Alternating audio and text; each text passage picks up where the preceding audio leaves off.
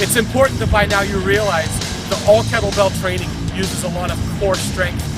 uses a lot of abdomen and glutes, and the muscles that really stabilize your midsection. So when you say kettlebell abs, understand that all kettlebell training is really just going to train most of your abs to work from the center out. That said, we're going to focus a little bit more on the abs today and do some exercises that are specifically going to make you feel sore and fatigued in those muscles, because that's what some people like, so that's what we're going to do.